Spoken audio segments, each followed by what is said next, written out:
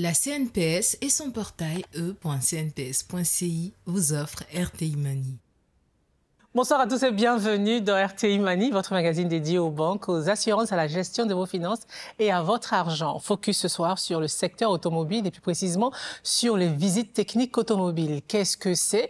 Quels sont les impacts sur la sécurité routière et l'économie? Quels sont les chiffres clés de ce marché en Côte d'Ivoire et en Afrique? Quelle place pour les innovations et les défis à relever? Pour en parler, nous avons le plaisir de recevoir David Fofana, président-directeur général de Maelia Participation. Bonsoir et merci d'être avec nous. Bonsoir Justine, merci de nous recevoir. Mais nous sommes ravis de vous recevoir pour la seconde fois dans RTI Money pour nous parler du développement de votre entreprise. Mais avant, place à ma team de chroniqueurs avec d'abord Stéphanie qui ce soir. Alors, vous nous mettez un peu en garde sur les périodes de solde. C'est bien ça. Alors, en Côte d'Ivoire, les périodes de solde sont très attendues par les consommateurs désireux de faire de bonnes affaires. Cependant, derrière ces offres alléchantes se cachent parfois des pratiques trompeuses. Aujourd'hui, nous plongeons au cœur des soldes pour démêler le vrai du faux. Et ce sera pour tout à l'heure. Ensuite, avec vous, Rick, il s'agira du gender bond. Oui, gender bond, avec les femmes à l'honneur. On parle d'inclusion financière aujourd'hui, avec le tout premier gender bond en Afrique de l'Ouest réalisé par Ecobank Côte d'Ivoire. Qu'est-ce que c'est qu'un gender bond? Pourquoi c'est important pour l'inclusion financière? Réponse dans un instant. Enfin, nous prendrons la route des millionnaires à la rencontre d'un jeune entrepreneur qui a créé une plateforme pour aider la population à économiser beaucoup d'argent. Mais avant ça, commençons tout de suite avec Buzz Echo.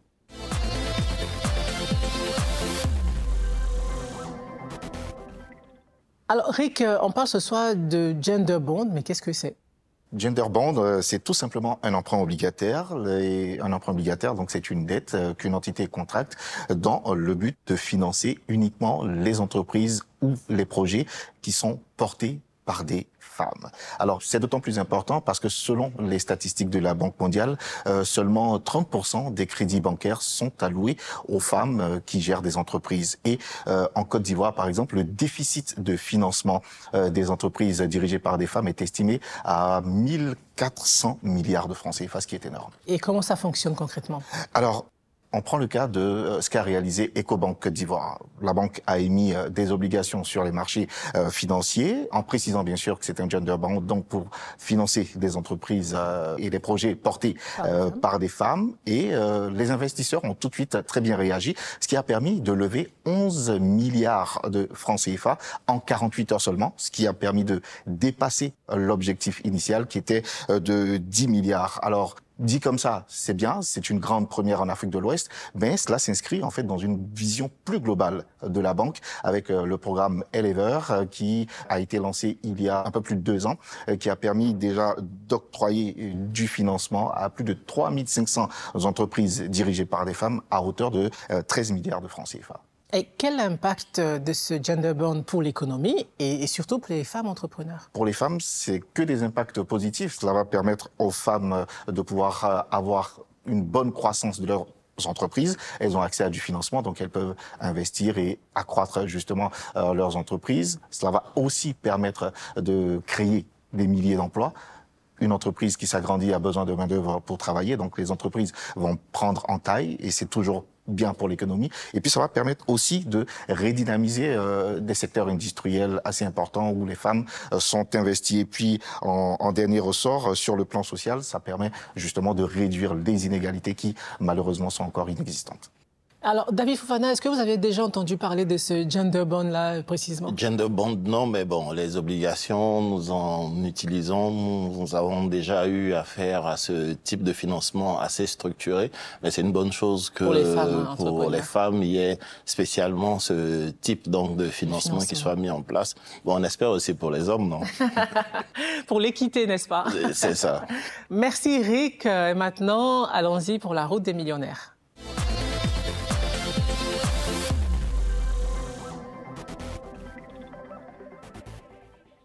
Dans notre reportage cette semaine, nous avons croisé la route d'un jeune entrepreneur, un Ivoirien qui s'est donné pour mission de transformer un maximum de personnes en millionnaires. C'est maintenant dans notre rubrique « La route des millionnaires ». Regardez.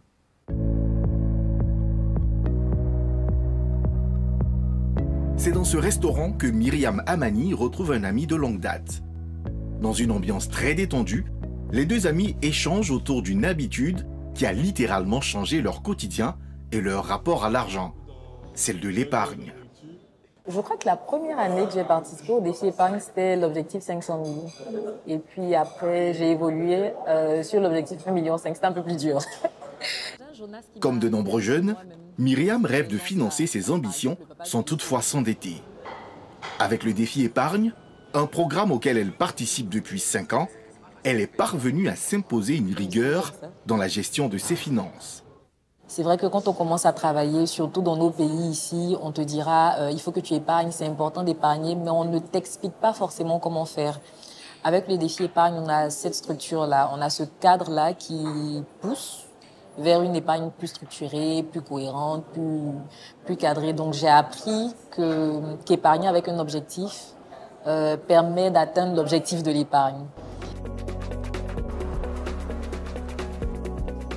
Derrière ce concept du défi épargne, Stéphane Kouakou, un jeune entrepreneur qui a su utiliser les codes de sa génération, le digital et les réseaux sociaux.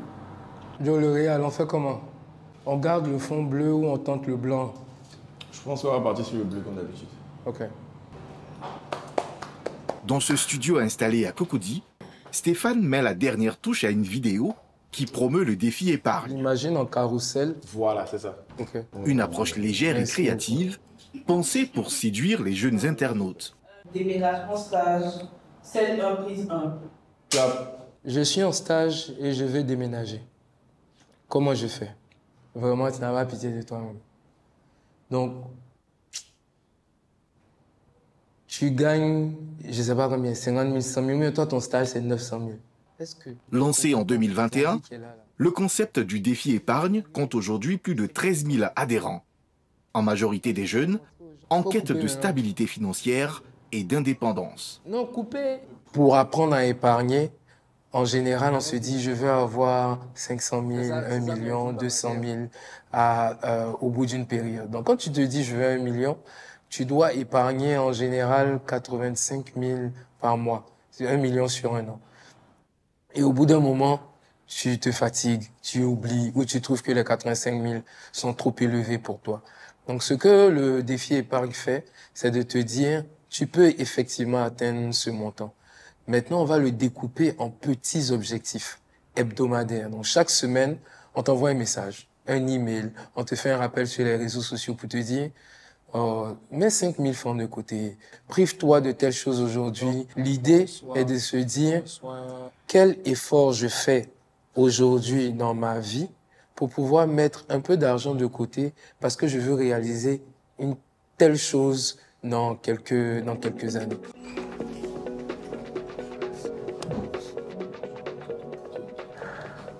Après le tournage, l'heure est au bilan. Stéphane et ses proches collaborateurs analysent l'impact de leurs actions sur les réseaux sociaux. Le défi 30 jours, je suis surpris, ça se passe mais hyper bien. Oui, on a 700 et quelques personnes dans le groupe WhatsApp. Et on a de super... Voilà. Porté par cet engouement, le défi épargne n'a pas dit son dernier mot. Stéphane rêve déjà plus grand. Son ambition, faire en sorte qu'épargner devienne une habitude ancrée dès le plus jeune âge. On a lancé récemment les programmes sur l'investissement. L'idée, c'est que quand on a fini d'acquérir la discipline où on a compris les fonds communs de placement, on puisse aider les gens à commencer à investir en bourse. Si vous voulez, c'est le school tour. C'est tous ceux qui sont à l'école. Quand tu es à l'école, tu sais pas comment gérer ton argent. Donc, c'est vraiment comment, à partir de cet âge, tu apprends les bonnes pratiques sur l'argent. Épargner, une idée à la fois simple et forte, portée par une génération consciente que l'indépendance financière se bâtit étape après étape. Voici maintenant pour vous le coin conso.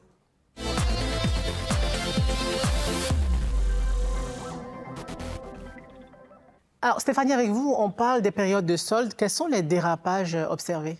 Alors, il faut savoir qu'en Côte d'Ivoire, il y a 2 périodes de soldes qui ont été initiées, donc du 10 au 31 mars et du 10 au 31 août. Donc, ces périodes-là permettent aux commerçants d'écouler rapidement leur stock en proposant des remises, des réductions significatives. Mais les consommateurs sont aussi appelés à profiter de ces offres-là pour faire des économies.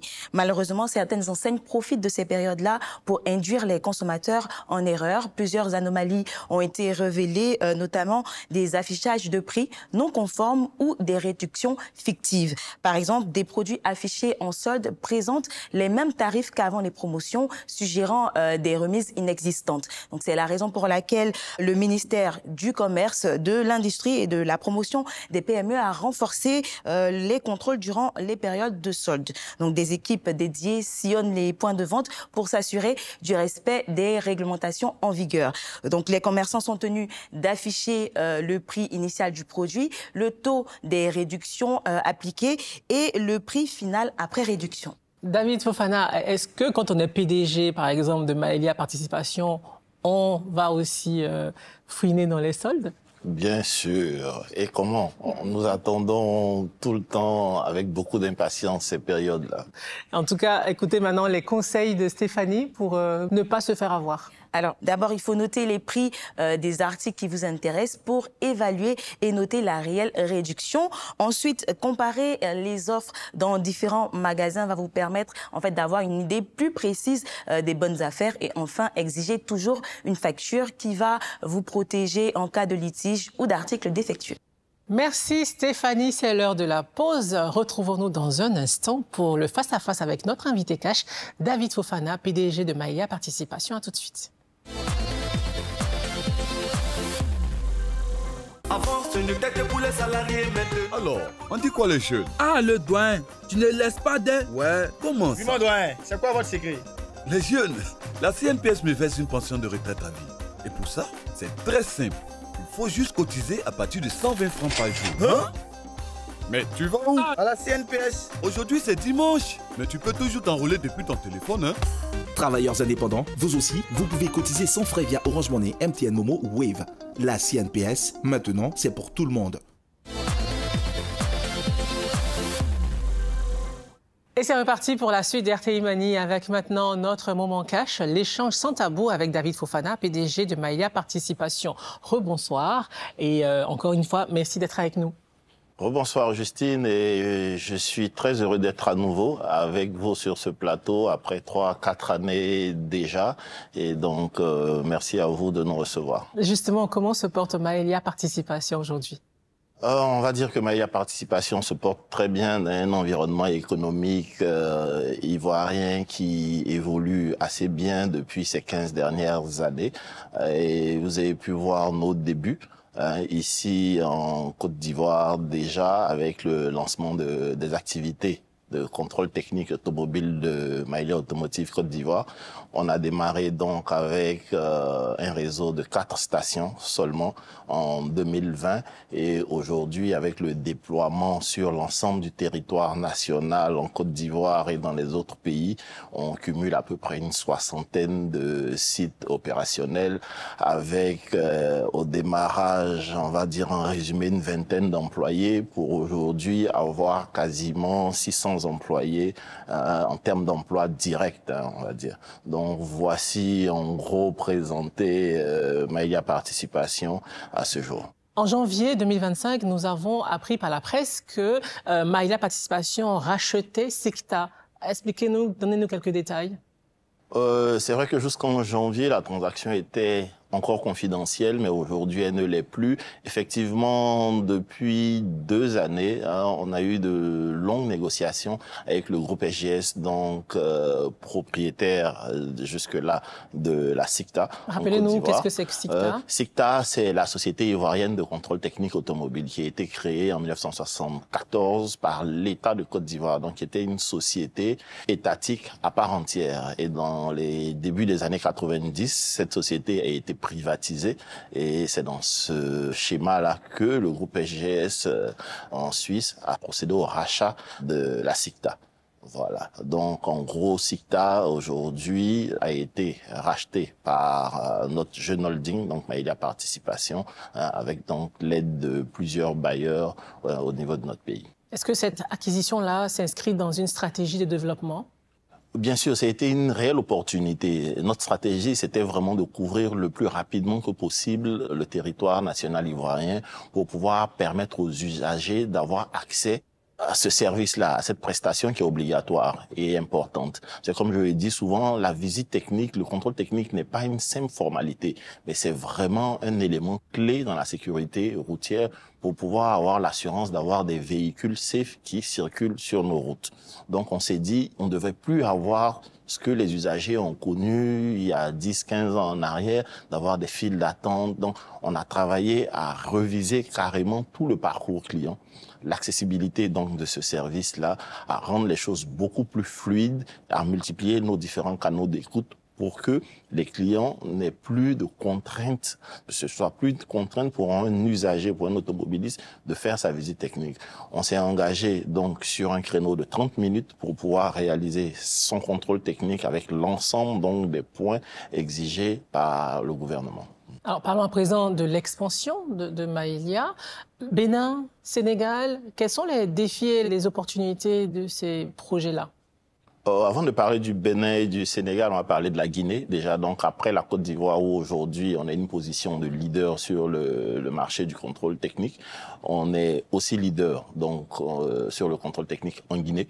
Déjà où on est en opération depuis plus de 2 ans déjà. Donc notre objectif pour cette année 2025, c'est de pouvoir lancer nos opérations au Sénégal et aussi au Bénin. Donc nous sommes dans les finalisations des négociations avec les différents ministères des Transports, donc qui ont réellement apprécié ce qu'on a déjà réussi à faire en Côte d'Ivoire et aussi en Guinée. Notre ambition, comme je le dis, c'est vraiment de pouvoir nous positionner en tant que partenaire stratégique pour nos différents États en Afrique de l'Ouest pour accompagner les politiques de sécurité routière et dans la mobilité, dans les transports de façon générale.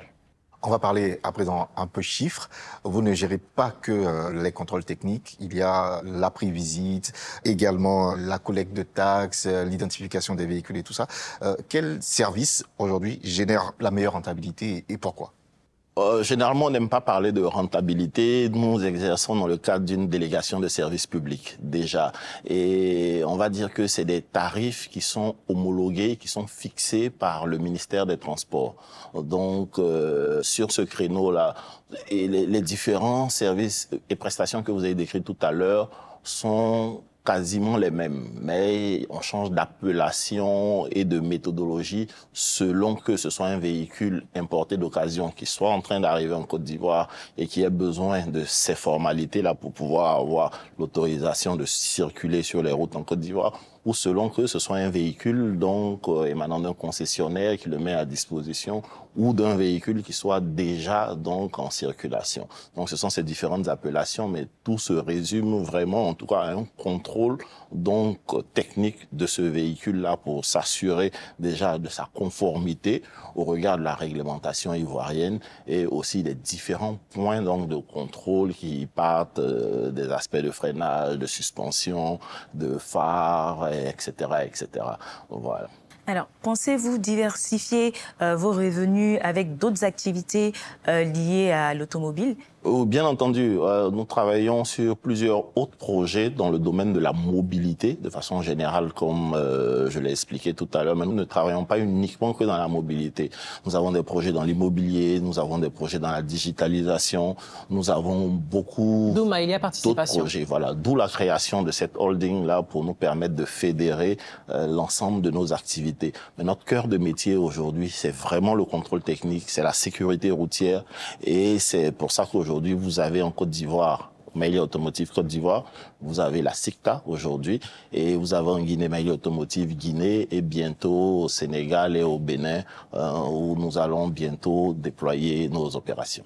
Et quelles sont les futures étapes pour renforcer vos positions en Afrique ? On a d'énormes challenges On a d'énormes challenges et c'est une occasion donc pour moi de revenir sur les questions de financement. Aujourd'hui, notre pays a besoin de faire beaucoup plus d'efforts sur l'éclosion donc de champions nationaux. C'est un terme générique qui est très utilisé dans la presse et par les politiques, mais on n'a pas vraiment de cadre. Il faut que les jeunes entrepreneurs ivoiriens, on parlait de gender bond tout à l'heure, se sentent vraiment accompagnés, se sentent soutenus. Et on a beaucoup de talent. Moi, je rencontre beaucoup de jeunes Ivoiriens, je rencontre des entrepreneurs qui ont des projets excellents, qui sont des gens brillants, mais qui malheureusement ne se retrouvent pas dans un cadre pour pouvoir les emmener loin. L'accès au financement. Déjà, c'est vraiment une difficulté réelle que nos jeunes entrepreneurs ont dans ce pays. Le régime fiscal et douanier pour pouvoir les accompagner. C'est des éléments sur lesquels il faut qu'on ait... Le gouvernement fait beaucoup déjà.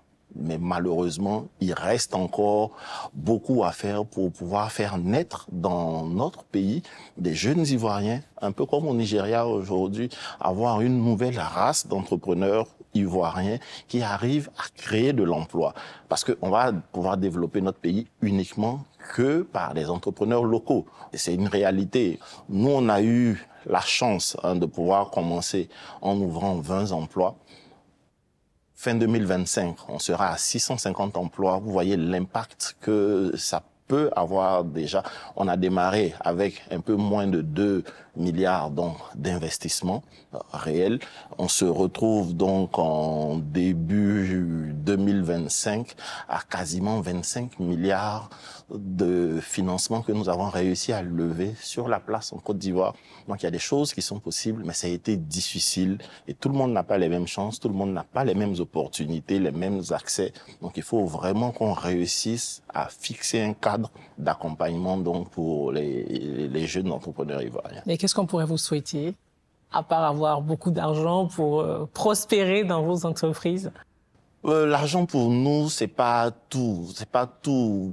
Notre souhait, c'est déjà d'avoir beaucoup moins d'accidents sur les routes en Côte d'Ivoire et dans toute la sous-région. Mais surtout, notre ambition, c'est de pouvoir être utile à nos États, de pouvoir être utile à nos pays, de pouvoir développer des projets qui sont des solutions aux problèmes que nos gouvernements ont. Parce qu'on rencontre les mêmes problèmes en Côte d'Ivoire, au Bénin, au Sénégal, en Guinée. Nos différents pays ont quasiment les mêmes problématiques. Donc on aimerait pouvoir être encore plus une force de proposition. Un partenaire privilégié? Privilégié peut-être pas, mais un partenaire stratégique donc aux côtés des États, donc pour pouvoir améliorer le quotidien de nos populations. En tout cas, on vous souhaite beaucoup de succès. David Fofana, merci d'avoir répondu aux questions d'RTI Mani. Merci beaucoup à vous et on espère nous revoir très bientôt. Merci Rick, merci Stéphanie. RTI Mani pour ce soir c'est terminé. Merci d'être resté avec nous. Ma team et moi vous retrouvons très vite dans une semaine pour une nouvelle édition de votre magazine sur la banque, les assurances et les finances. Je vous laisse avec l'agenda éco pour ne rien rater des événements économiques à venir. Bonsoir. Dans votre agenda éco cette semaine, du 13 au 14 mai 2025, cap sur Paris pour le Forum Invest in African Energy, un rendez-vous incontournable qui réunira investisseurs, acteurs de l'énergie, développeurs de projets et décideurs politiques du monde entier. L'objectif, stimuler l'investissement et accélérer le développement des projets énergétiques sur le continent africain. Direction Abidjan ensuite pour la 11e édition du Forum de l'emploi et de l'entrepreneuriat féminin les 16 et 17 mai 2025. Cet événement met à l'honneur l'autonomisation des femmes en leur offrant des outils concrets pour développer leurs projets économiques. Au programme, conférences thématiques, ateliers de renforcement de capacités et séances de réseautage avec la présence d'experts et de figures du monde politique et économique. Merci et à la semaine prochaine. La CNPS et son portail e.cnps.ci vous a offert RTI Money.